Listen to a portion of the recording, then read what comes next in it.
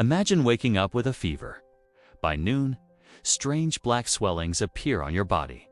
By the next morning, you're dead. Now imagine that happening to everyone you know. Between 1347 and 1352, the Black Death killed 75 to 200 million people. That's up to 60% of Europe's entire population. Bodies piled in the streets. Entire villages were wiped out. The smell of death was everywhere. This wasn't just a disease. It was the end of the medieval world. In this video, how the plague arrived on 12 ships of death. The horrifying symptoms that killed within hours. Why plague doctors wore those terrifying bird masks. The massacres that had nothing to do with disease. How bodies piled up faster than anyone could bury them. Why the church lost its power. How the plague accidentally created the modern world. The year is 1347. In the bustling port city of Kaffa, on the Crimean Peninsula, a Genoese trading post is under siege by the Mongol army of the Golden Horde. But the attackers are succumbing to a strange, terrifying sickness. Their bodies break out in oozing black boils, and they die in agony within days.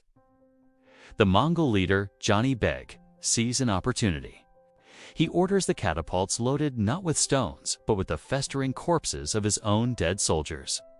The plague-ridden bodies sail over the city walls, landing amidst the horrified defenders. The stench of decay fills the air. Soon, the Genoese start falling ill with the same mysterious affliction. A handful of survivors manage to escape Kaffa by sea, fleeing for their lives. But they are not alone. Unseen, the seeds of pestilence are carried with them, nestled in the fur of the black rats scurrying in the ship's holds, and in the blood of the fleas that feast on them. In October 1347, 12 Genoese galleys limp into the Sicilian port of Messina. The townspeople who greet them are met with a horrifying sight. Most of the sailors aboard are already dead or dying, their bodies covered in dark, foul-smelling sores. The Sicilian authorities, in a panic, order the death ships out of the harbor, but it is already too late. The plague has found a new home. From Messina, it spreads like wildfire, first across Sicily, then to the Italian mainland. By January 1348, it has reached the great port cities of Genoa and Venice. By summer, it is consuming Florence and Paris. By 1349, it has crossed the Channel into England and is marching north through Germany. No wall could keep it out. No army could stop it. The great pestilence had arrived. The disease, caused by the bacterium Yersinia pestis manifested in 3 terrifying forms. The most common was bubonic plague. It began with a sudden onset of fever, chills, and crippling fatigue. Within a day, painful swellings or buboes would appear in the lymph nodes of the groin, armpits, and neck. These boils could grow to the size of an apple, turning black as the tissue within them died. The victim would suffer from extreme pain, vomiting blood, and delirium. Death usually followed within 2 to 7 days. The mortality rate was as high as 80%. Even more deadly was pneumonic plague. This form attacked the lungs. It was spread directly from person to person through airborne droplets from coughing. The symptoms were a raging fever and a bloody, frothy cough. Death was almost certain, often occurring within just 24 to 48 hours. Finally, there was septicemic plague, where the bacteria entered the bloodstream directly.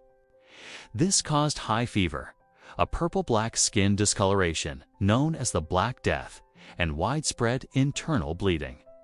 It was invariably fatal, killing its victims in a matter of hours. Sometimes, before any other symptoms even had a chance to develop, a person could go to bed healthy and be dead by morning, as physicians and officials struggled to comprehend the catastrophe. A new figure emerged on the streets of plague-stricken Europe, the plague doctor, clad from head to toe in waxed leather or canvas. They were a terrifying sight. Their most iconic feature was a long, beak-like mask with glass eyepieces. This was not merely for dramatic effect.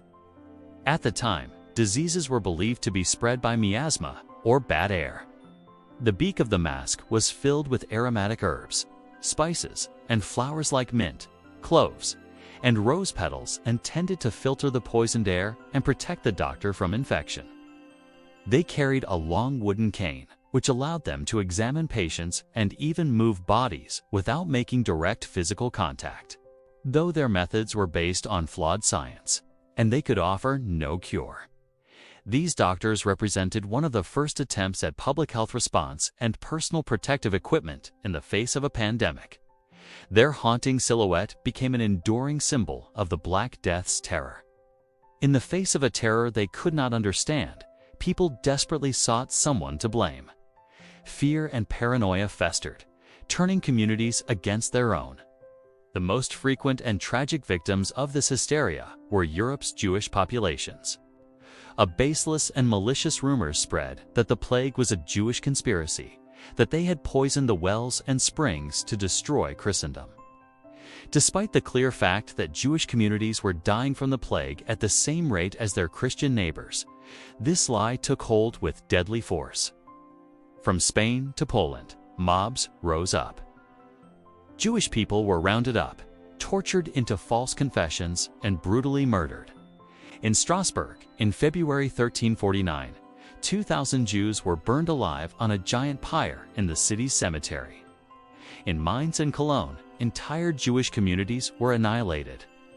Pope Clement VI issued 2 papal bulls denouncing the violence and declaring the Jews innocent, but his words were largely ignored. The flames of hatred, once lit, were as unstoppable as the plague itself. These massacres were not a symptom of the disease, but a symptom of a society collapsing under the weight of its own fear.